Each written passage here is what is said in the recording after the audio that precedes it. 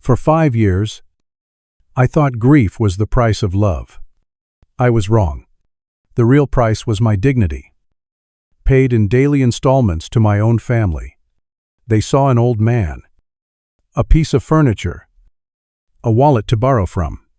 They never imagined that this old man still held the deed to the roof over their heads, and I was about to remind them, this is a story about how kindness can be mistaken for weakness, and why sometimes the quietest person in the room holds all the power.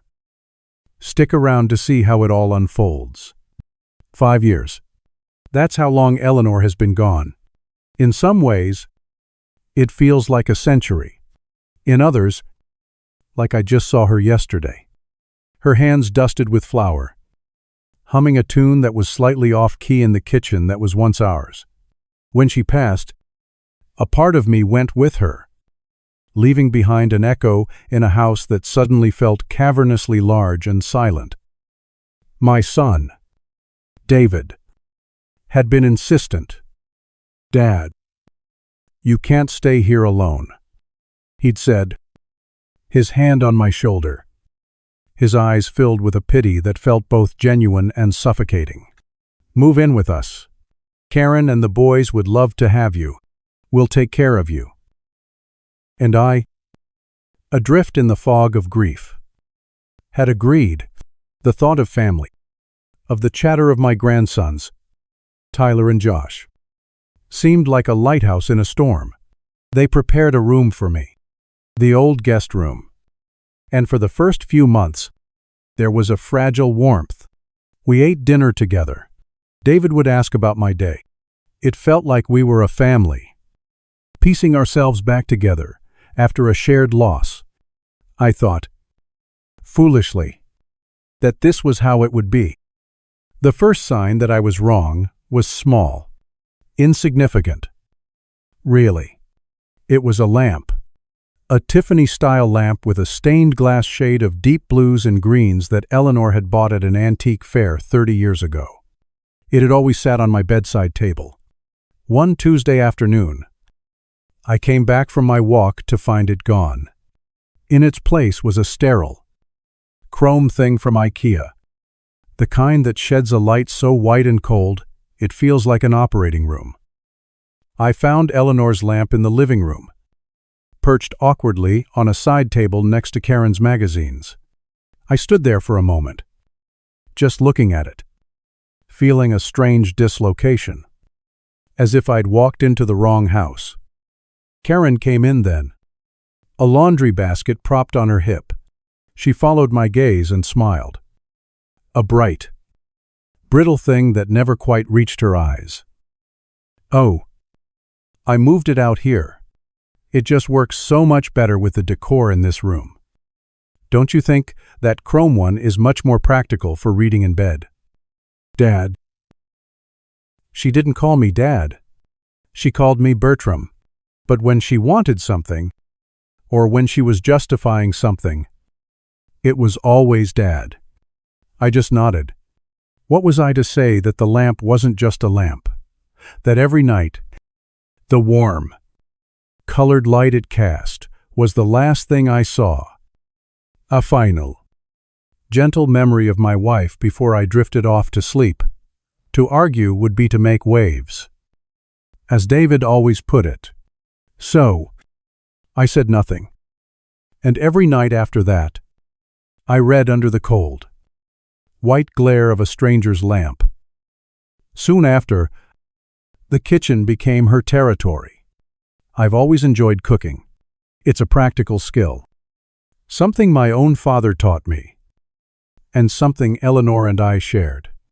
I found comfort in the familiar rhythm of chopping vegetables, of searing meat, of the scent of garlic and herbs filling the house. My beef stew was a family legend, but my cooking, it seemed, was no longer welcome. One evening, I was browning onions for a stew, the rich aroma just starting to bloom, when Karen walked in and wrinkled her nose. "Bertram, that's so much oil. It's terribly unhealthy." She opened the refrigerator and pulled out a stack of plastic-wrapped trays. I got some pre-made salads and grilled chicken breasts. Much better for us. She started filling the counter space, her movements brisk and efficient, pushing my ingredients to the side. The message was clear. I was in the way. My food was old-fashioned. Fatu. Wrong. The stews and roasts were slowly replaced by takeout menus stuck to the fridge with cartoon magnets. Pizza on Mondays. Chinese on Wednesdays. Thai on Fridays. The house no longer smelled of home-cooked meals. It smelled of cardboard and plastic. This is how people get heart attacks. Dad, she'd say, watching me put a knob of butter in a pan. My own son, David, would just shrug. She's just looking out for your health. Dad. It wasn't about my health. It was about control. And then I started to disappear. Not all at once, but piece by piece. My grandsons, Tyler and Josh, were 17 and 15. Teenagers. I understood that their worlds were small, contained within the glowing screens of their phones and the noise-canceling cocoons of their headphones. They would walk past me in the hallway, their eyes fixed on some digital universe, and not even register my presence. I could say, "Good morning, boys," and the words would just hang in the air, unheard, unanswered. I was becoming background noise. Static. One afternoon, Josh walked into the living room where I was reading. He stopped, sniffed the air dramatically, and turned to Tyler, who was trailing behind him. "Dude, it smells like a funeral home in here." They both snickered. I knew what he meant. It was my aftershave. The same sandalwood scent I'd worn for 40 years. The scent Eleanor had always said she loved. I felt a hot flush creep up my neck. A familiar shame I hadn't felt since I was a boy in the schoolyard. I closed my book. The words on the page suddenly meaningless. The violations grew bolder, little incursions into my space. My memories. One day, I went to my desk to write a letter and found the drawers slightly ajar. Things were out of place. A stack of old receipts had been moved. A pen I always kept on the left was now on the right. A small thing, but it sent a chill down my spine. It was the feeling of being invaded.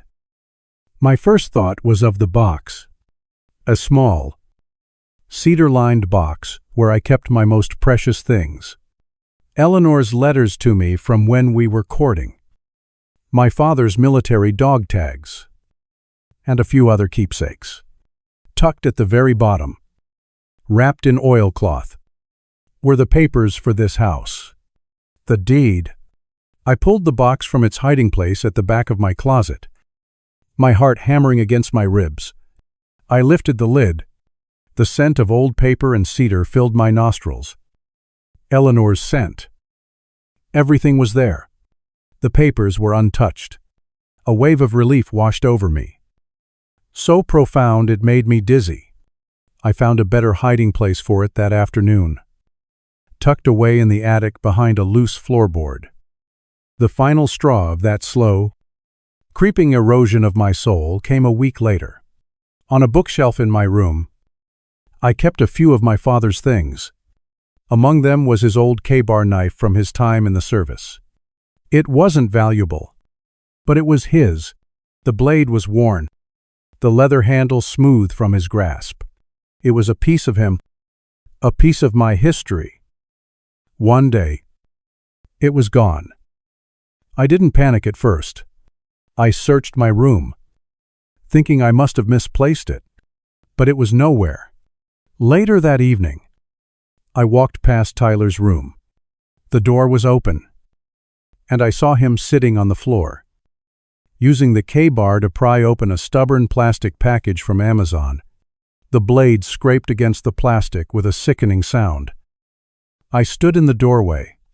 My voice was quiet, but it felt like it took all my strength to push the words out. Tyler, that's my knife. It belonged to my grandfather. He looked up, not with guilt, but with annoyance. Oh, right. I was just borrowing it. He tossed it onto his bed. A careless, dismissive gesture that broke something deep inside me. I took the knife and went to find David. I found him in the garage, organizing his tools.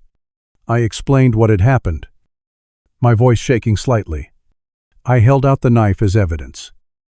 David Syed, that weary, put-upon sigh I had come to know so well. He wouldn't look at me. He's just a kid. Dad, he didn't mean any harm. It's not about harm, David. It's about respect. He went into my room and took something that wasn't his. Something important. Okay. I'll talk to him, he said, turning back to his tools. But we both knew he wouldn't. The conversation was over. I was making waves again. That night, I couldn't sleep. The house was quiet, but my mind was loud. I got up for a glass of water. Walking softly down the carpeted hallway, as I neared the kitchen, I heard voices, David and Karen, speaking in low tones. I stopped, hidden by the darkness. He's making such a big deal out of an old knife, David was saying, and then Karen's voice, sharp and clear. It's not the knife, David. It's him. His old people smell is seeping into the furniture. This whole house is starting to feel like a nursing home. I can't stand it. A beat of silence. I waited for my son to defend me. To say something. Anything.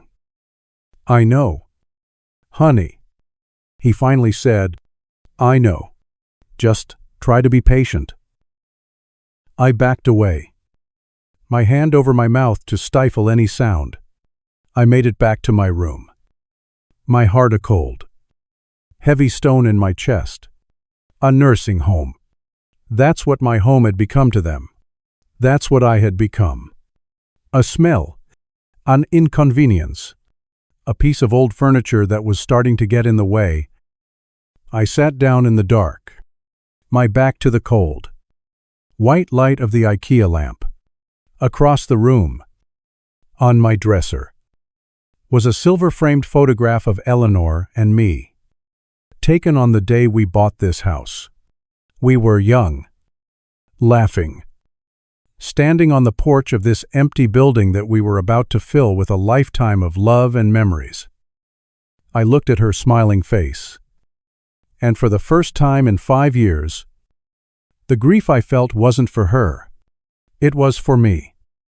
I'm sorry, Ellie, I whispered into the silence.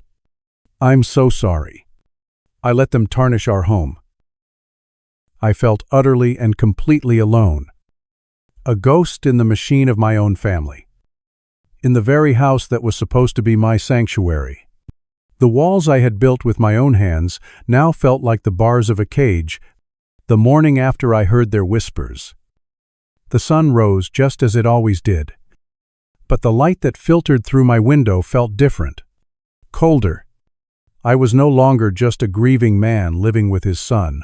I was an inmate, a groundskeeper in a place I once called home.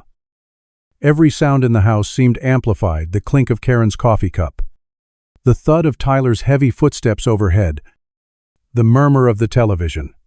They were the sounds of a life I was no longer a part of. The week crawled by under a heavy blanket of forced politeness. I kept to myself, taking longer walks, spending more time in my room with the door closed. I ate the bland, pre-packaged meals Karen left out for me and said nothing. I was a model prisoner.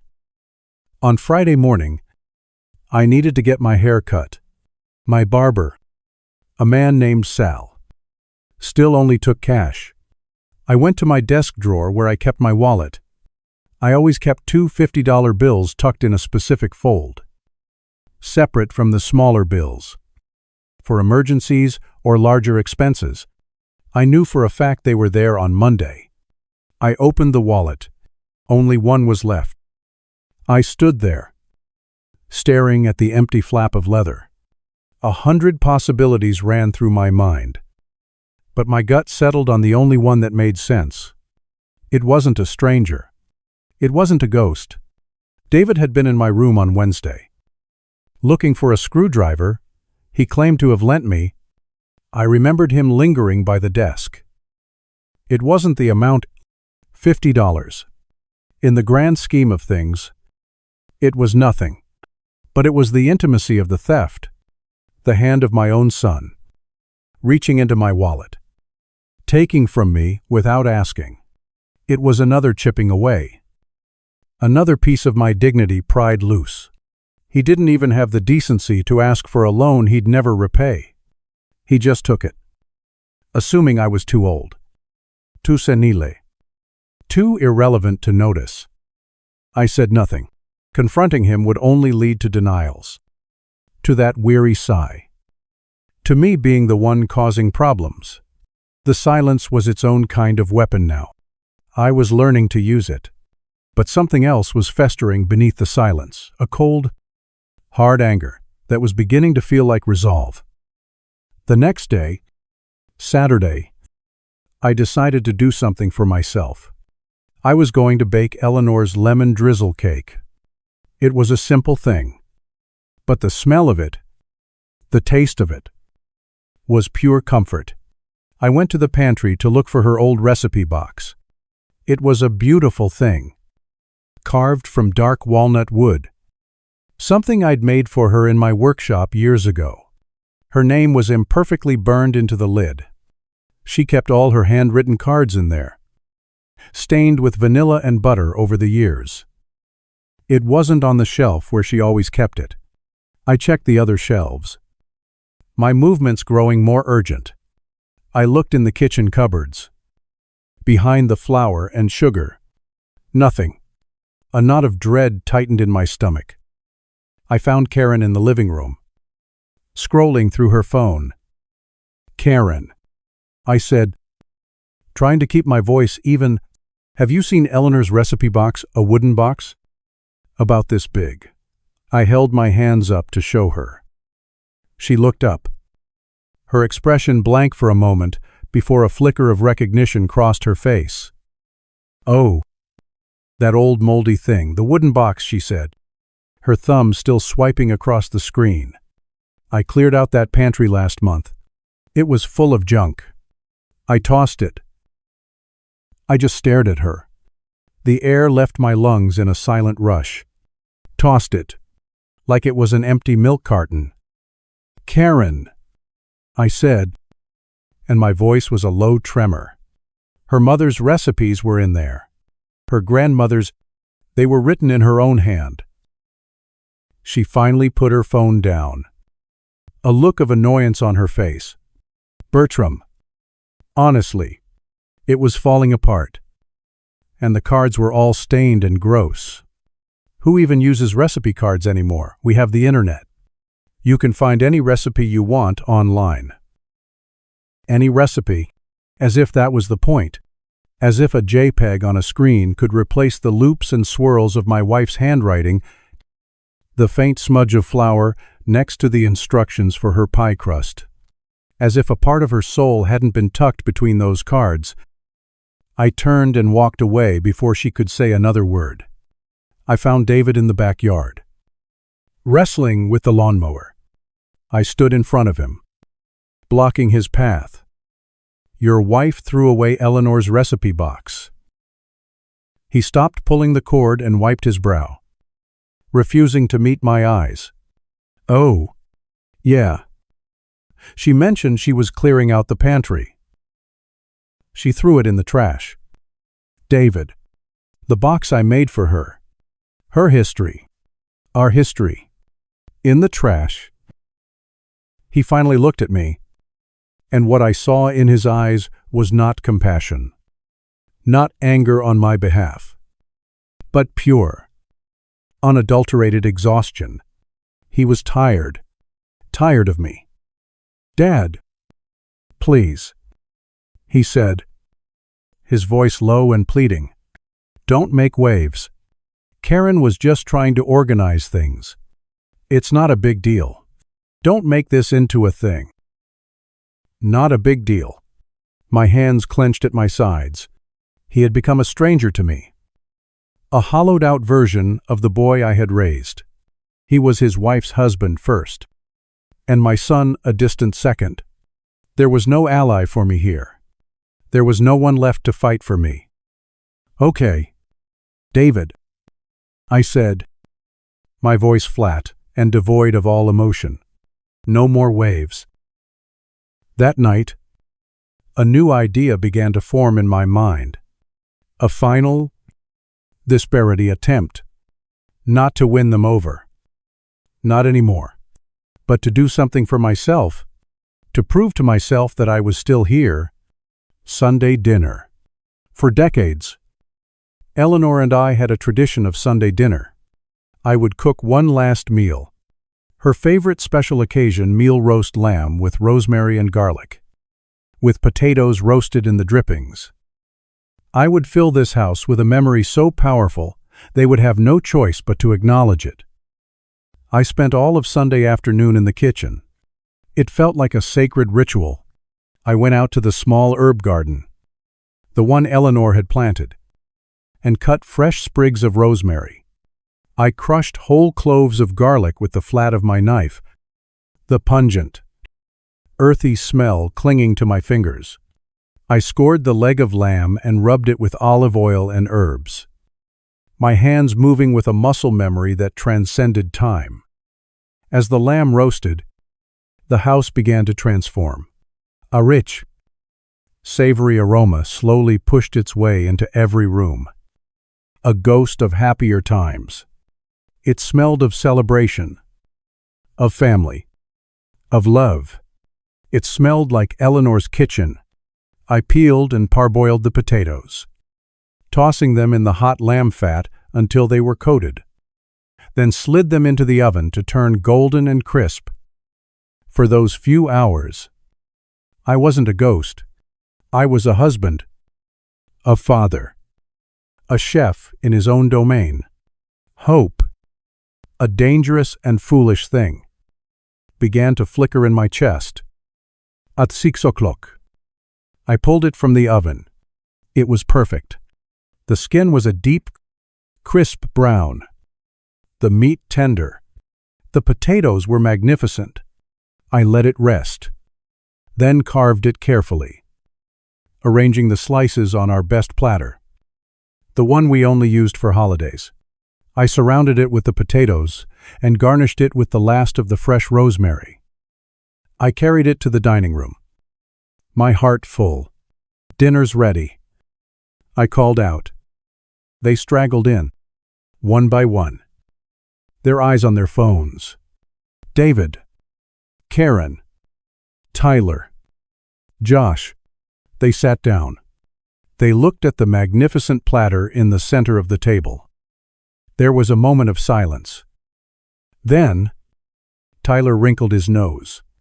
"Ew, what's that smell?" Josh snickered. "Smells like old socks." Karen forced a tight smile. "Oh, Bertram, you went to so much trouble." Her tone was the one you use for a child who has presented you with a messy, unidentifiable crayon drawing. She picked up a fork and poked at a slice of lamb, as if it might bite her. She looked at David. A quick, meaningful glance. And then she laughed. A short, sharp, cruel sound. "I'm sorry," she said, not looking at me. It looks like something out of a medieval movie. It's a bit much." She stood up, picked up the heavy platter, and walked into the kitchen. I sat frozen, watching her. I heard the scrape of the trash can being pulled out. The loud, wet thud as 4 hours of my work, my love, my memory, was dumped unceremoniously into the garbage. It was followed by the clang of the lid. She came back into the dining room, wiping her hands on a paper towel. "Don't worry," she said brightly, picking up her phone. "I ordered sushi. It'll be here in 20 minutes. She dialed a number. "Yes. 4 orders of the dragon roll platter. Please. We're having a dinner emergency." No one said a word. David wouldn't look at me. The boys were already staring back at their screens. Smirking. I stood there, holding the empty carving fork and knife, the phantom weight of the platter still in my hands. The beautiful, savory aroma of the lamb was now mingling with the smell of garbage. In that moment, something inside me didn't just break. It turned to ice. It died. I turned and walked out of the room, out the back door, and onto the porch. The cool evening air felt good on my hot face. My next-door neighbor, Mr. Garcia, was watering his rose bushes. He was a good man. He waved. "Everything all right?" "Bert," he called over, his voice kind. "Smelled like you were cooking up a storm over there. Something special." I looked at his simple, friendly face. A face that saw me as a neighbor, a person, and I looked back at the window of my own dining room, where my family was waiting for their sushi to arrive. The contrast was so stark, so brutal. It almost brought me to my knees. I managed a weak smile and a nod. I didn't go back inside. I went to my room. That night, sleep was an impossibility. The house was finally quiet, but my mind was a raging storm. The laughter, the thud of the meat in the trash, David's silence, Mr. Garcia's kind face. It all played on a loop. Around 2 a.m. I got out of bed. I didn't turn on the lights. I walked to the attic, my bare feet silent on the stairs. I pried loose the floorboard and pulled out the old cedar box. Back in my room. I sat at my desk and opened it. I pushed aside Eleanor's letters, my father's dog tags. I pulled out the oilcloth-wrapped papers from the bottom. I unwrapped them carefully. The paper was thick and slightly yellowed with age. At the top, in imposing legal type, were the words "Deed of Trust," and below that, the sole grantee, Bertram T. Miller, not Bertram and Eleanor, not Bertram and David, just me. She had always insisted, "You handle the bills and the paperwork." "Bert," she'd say, "I'll handle the garden." I laid the deed flat on the desk. This piece of paper, this flimsy, forgotten document, was the one thing they didn't control. The one thing they had never even thought to ask about. It was the foundation of the house, and the foundation of my power. I reached for the old, heavy phone book on my bottom shelf. I blew a layer of dust off the cover and opened it. My finger, trembling slightly, traced down the columns of names under the A section. I wasn't looking for an apology. I wasn't looking for a truce. I was looking for a weapon. Me finger stopped. Miller and Associates, attorneys at law. There was no sleep for me that night. I sat at me desk. The deed to my house, laid out before me like a declaration of war. The phone book open beside it. The anger had burned away, leaving behind a cold, crystalline clarity. The ghost in the machine had finally remembered he was the inventor. I was not a tenant in my son's life. He was a guest in my home, and his visiting privileges had just been revoked.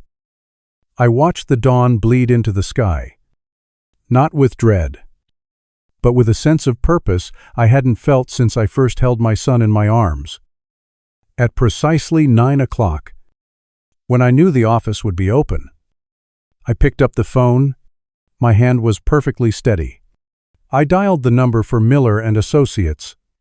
A polite voice answered on the second ring. "Good morning," I said, and the voice that came out was not the quiet, hesitant one I had grown used to. It was firm, clear. "My name is Bertram Miller. I need to schedule a consultation regarding a property matter. It's rather urgent."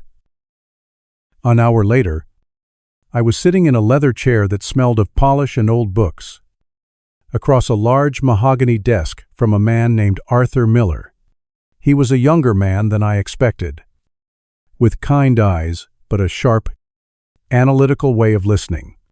I explained the situation, not with the emotion of a wounded father, but with the dispassionate clarity of a property owner outlining a breach of contract. I told him about the verbal agreement, the 5 years of residence, and the escalating situation that had made my own home uninhabitable for me. I did not speak of the lamb, or the recipe box, or the whispers in the dark. Those were the reasons, not the facts. The only fact that mattered was the document I slid across the desk to him. He read it carefully, his pen tracing the legal lines. He looked up at me over his spectacles.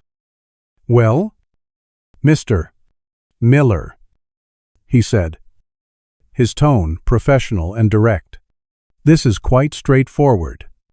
The title is solely in your name. Free and clear.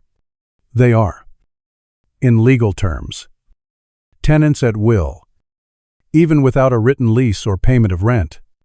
You have every right to terminate that tenancy. In this state, a 30-day written notice to quit is the required first step. It's ironclad." A weight I didn't even know I was carrying lifted from my shoulders. It wasn't just my anger speaking. It was the law. "I'd like you to prepare that notice for me today," I said.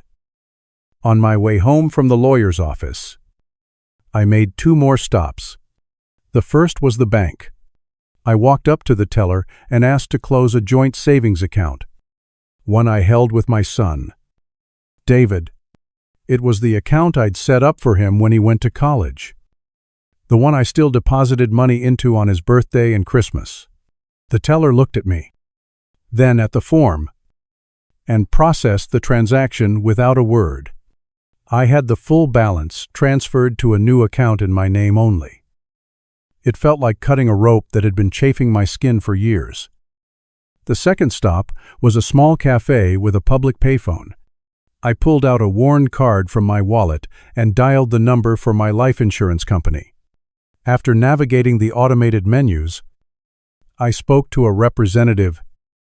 "I'd like to change the beneficiary on my policy," I said, my voice echoing slightly in the plastic enclosure. I gave them my policy number. "The current beneficiary is my son, David Miller. I'd like to change it to the Eleanor Miller Memorial Fund at the local botanical gardens."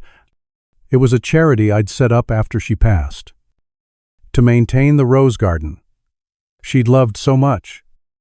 The representative confirmed the change. With those 2 simple acts, I had fortified my walls. My life and my death were now my own again. That evening, I waited. I sat in my reading chair in the living room, a book open on my lap. Though I wasn't reading a word, I was listening to the rhythms of the house. The television blared, filled with the noise of some vapid reality show. Karen was on her laptop. David was scrolling through his phone. The boys were upstairs. It was a perfect portrait of a disconnected family. My family, at 7:30, during a commercial break. I stood up. I walked over to the television and muted it. The sudden silence was jarring.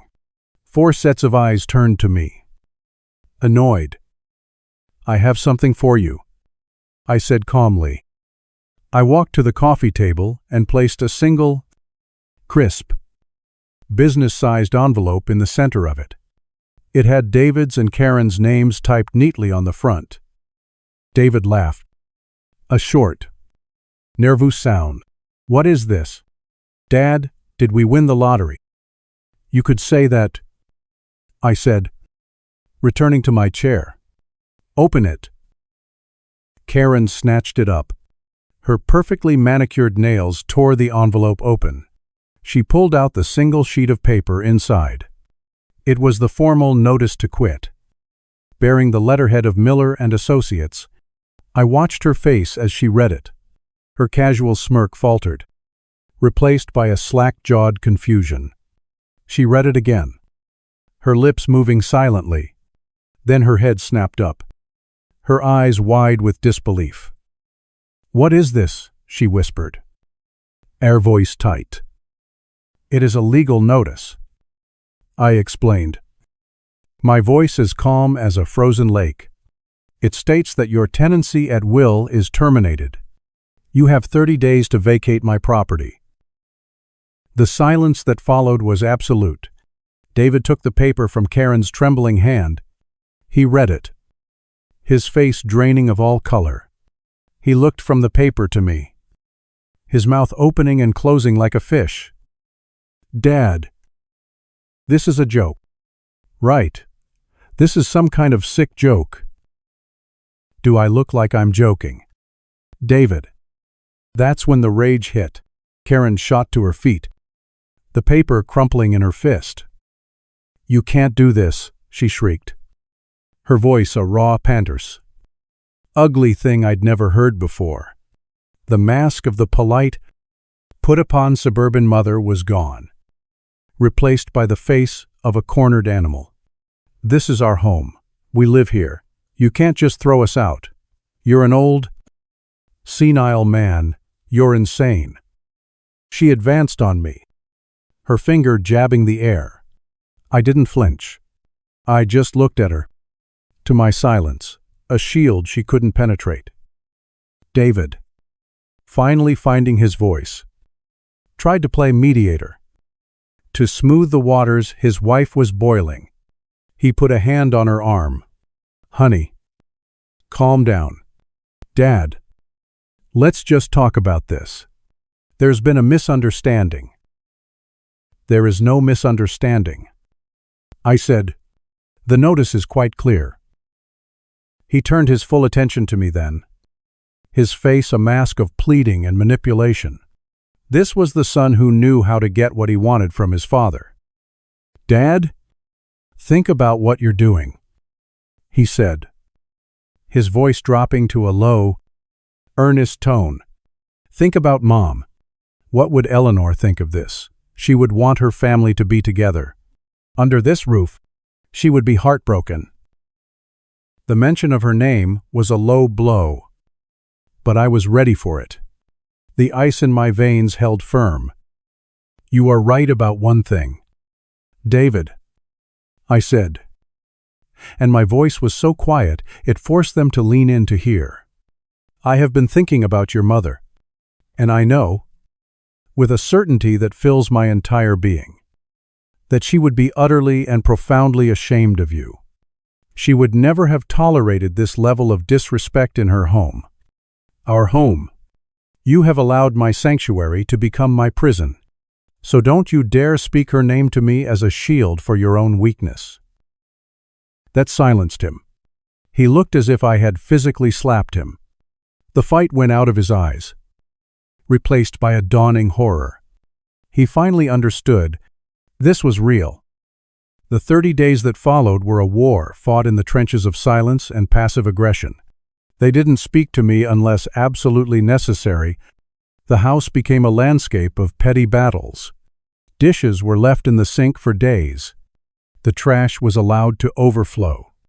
Loud music blared from the boys' rooms at all hours, the bass thumping through the floorboards like a hostile heartbeat.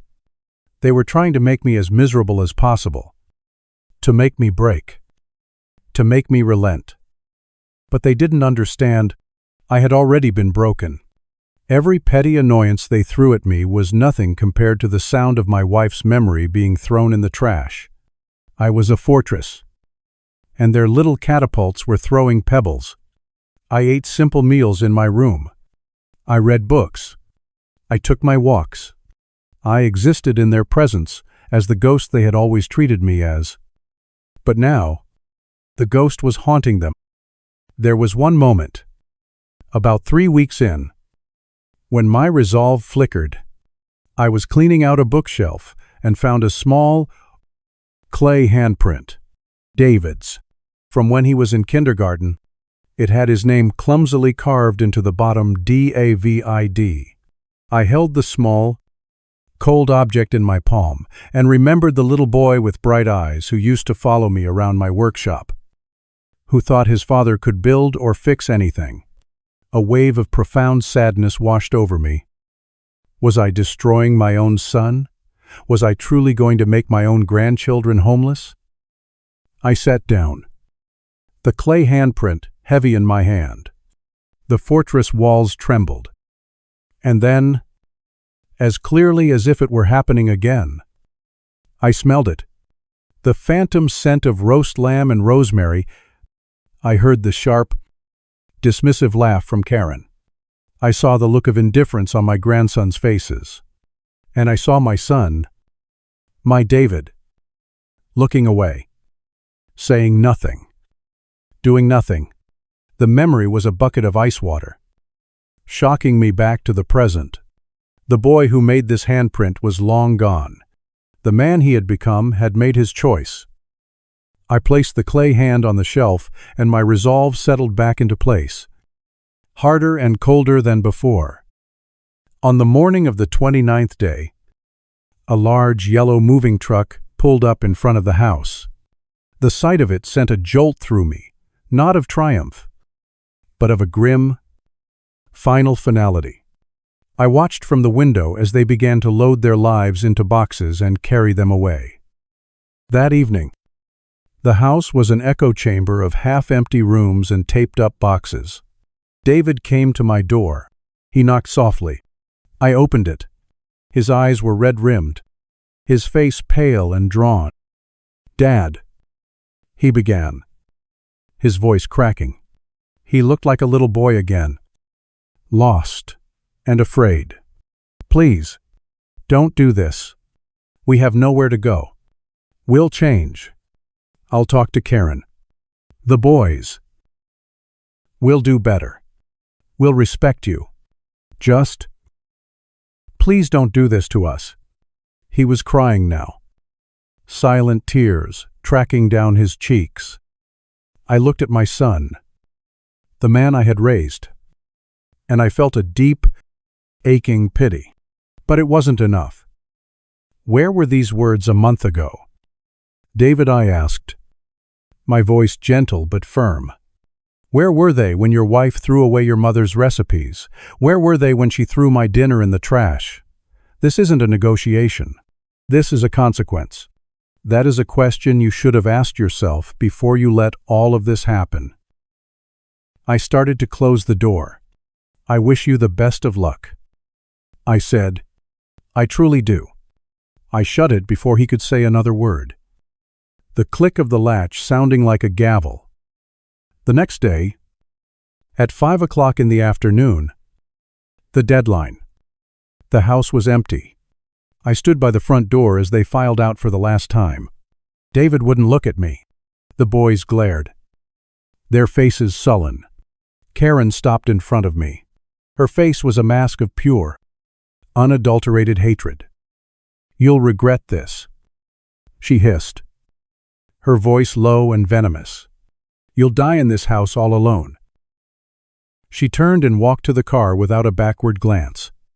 David hesitated for a moment on the porch, a thousand unspoken things hanging in the air between us. Then he followed her. The car doors slammed shut.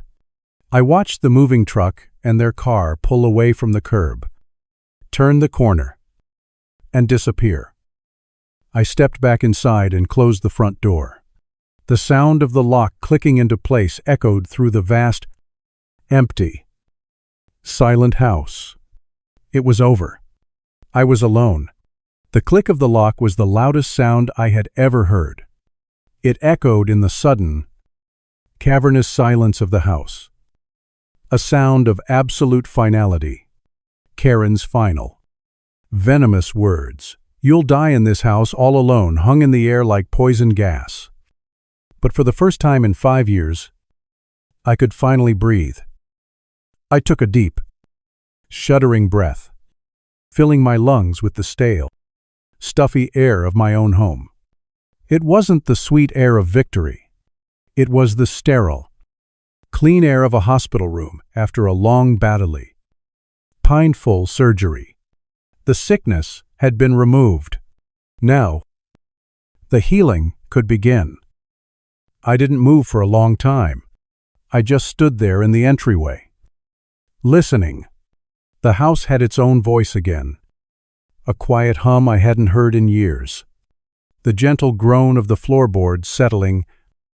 The tick-tock of the grandfather clock in the hall. The whisper of the wind against the window panes. These were the sounds of my home. Sounds that had been drowned out by the constant noise of their existence. Karen's shrill laughter. The boys' blaring video games. David's placating murmurs, all of it was gone. The silence wasn't empty. It was clean.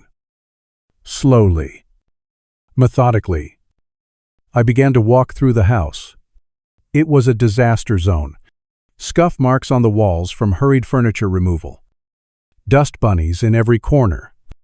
A greasy pizza box left on the kitchen counter like a final. Greasy insult. The air was thick with the ghost smell of them, Karen's cloying perfume, the synthetic scent of the boys' laundry detergent, the lingering odor of microwaved popcorn. My home had been a vessel for their lives, and they had left their stains on everything. My first act as a free man was not to celebrate. It was to purge. I went to every single window in the house, one by one, and threw them open. A cool autumn breeze swept through. A welcome exorcist. I gathered the trash they'd left behind the pizza box, the empty soda cans, a pile of junk mail, and stuffed it all into a black trash bag. I tied the top with a vicious, satisfying knot and hauled it outside. Then I began the real work. I stripped the beds of their linens. I emptied every wastebasket. I scrubbed the countertops until my knuckles were raw. This wasn't cleaning. It was a reclamation. With every swipe of the sponge, with every spray of cleaning fluid, I felt like I was wiping away their presence, their disrespect, their casual cruelty. When I got to Tyler's old room, I found the last piece of their defilement, tucked under the edge of the bed, half covered in dust, was my father's K-bar knife. They hadn't even bothered to pack it. They had just discarded it. Forgotten. Like everything else that had belonged to me. I picked it up. The blade was dull and had a spot of rust near the hilt from where it had been left on a damp surface. The leather handle was dry and cracking. I carried it down to my workshop in the basement, a place I hadn't set foot in for years. I wiped the dust from my old workbench, clamped the knife gently in the vise, and set to work. I sharpened the blade on my whetstone. The rhythmic shing, shing, shing, a comforting mantra. I meticulously cleaned away the rust with fine steel wool. I worked conditioning oil into the old leather handle, feeling it soften and grow supple under my fingers. An hour later, it was no longer a cast-off plaything. It was what it had always been, a piece of my father. An heirloom, a symbol of honor. I carried it back upstairs and placed it in its rightful spot on the bookshelf in my room. It looked like it had come home. The next morning, I woke with a sense of purpose. There was a promise I had made to Eleanor. Put a conversation we'd had a year or so before she got sick. "Bert," she'd said, looking around our drab, Baiga kitchen. "When we get the money together, I want to paint this room yellow. A bright, happy, sunflower yellow. I want to feel like I'm cooking in the sunshine. We never got the chance. I drove to the hardware store. I spent a half hour looking at paint swatches until I found the perfect one sunflower field. I bought 2 gallons, along with rollers, brushes, and a roll of painter's tape. The rest of the weekend was my project. I taped the edges of the cabinets and countertops with the precision of a surgeon. I sanded the old, tired walls, and then I opened the first can of paint. The color was brilliant, almost shockingly so. As I rolled the first yellow stripe onto the wall, I started talking to her. "Well, Ellie," I said, the sound of my own voice startlingly loud in the quiet house. It took me a while, but I'm finally getting around to it. It's even brighter than I imagined. I could almost hear her laughing, telling me I'd missed a spot. For 2 days, I painted and talked to my wife. And for the first time in 5 years, she didn't feel so far away.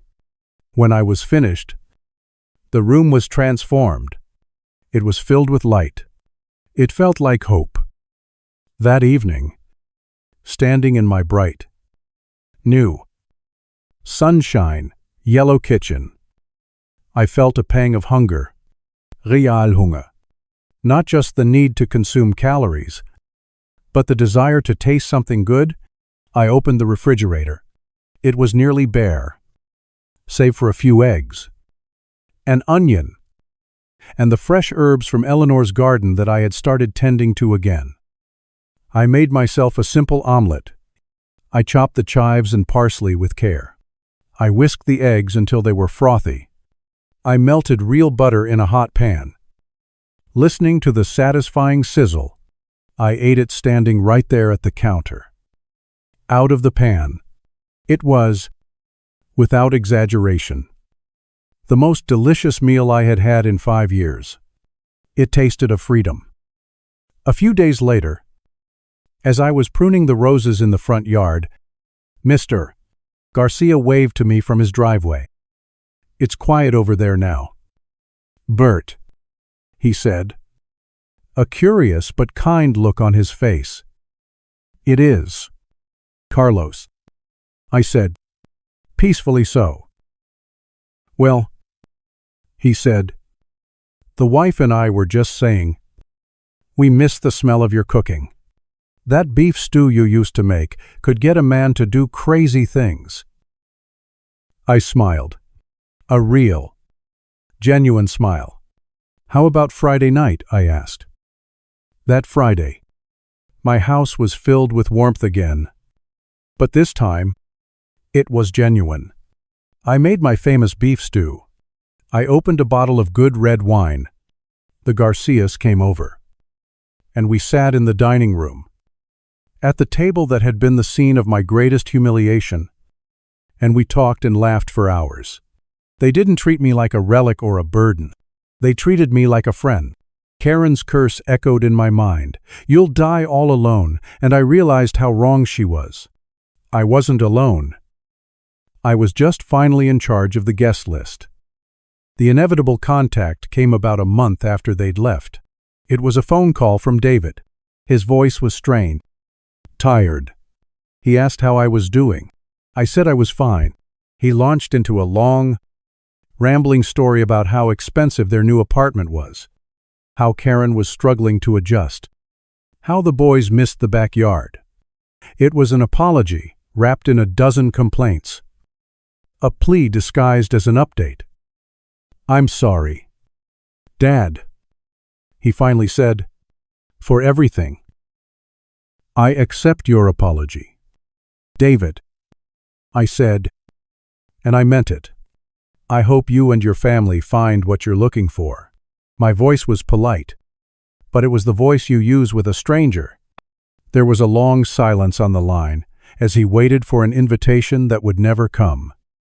"Well," he said finally, "okay. Then, talk to you later." Dad. Goodbye, David, I said, and gently hung up the phone. A week after that, a letter arrived. The handwriting was Karen's. I recognized the loopy, self-important script.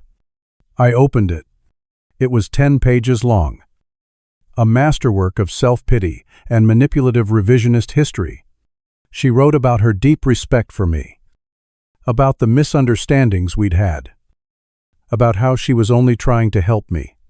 She blamed her stress, the kids, David's demanding job. In the final paragraph, she suggested we could try again, for the sake of the family. I read the letter, and I felt nothing. No anger, no pity, just a profound sense of distance. I folded it neatly, put it back in its envelope, walked it to the kitchen, and dropped it into the trash can. Months passed. The autumn leaves fell, and the winter came and went. A quiet season of reading and reflection. I had let go of the anger. It had served its purpose. It had been the fuel to get me moving, but it was too heavy to carry forever. I forgave them, not for their sake, but for mine. Forgiveness was the final act of cleaning house, sweeping out the last of the bitter dust from the corners of my soul. But I did not forget. Forgetting is a fool's errand. The scars were a reminder of the price of silence. Now, it is spring. The world outside my window is bursting with new life. I've spent the morning in the garden, Eleanor's garden, which is now thriving. The roses are in full bloom, and the air is sweet with their scent. The house is quiet, filled with sunshine from the yellow kitchen. My home is my own. My life is my own. They took my kindness for weakness, my grief for an opportunity.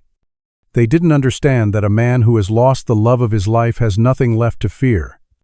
I didn't get revenge on my family. Revenge is a bitter, ugly thing. I simply reclaimed what was mine all along. And in the quiet of my own home, holding a faded photograph of the woman who helped me build it, surrounded by the flowers she planted, I am finally, truly, at peace.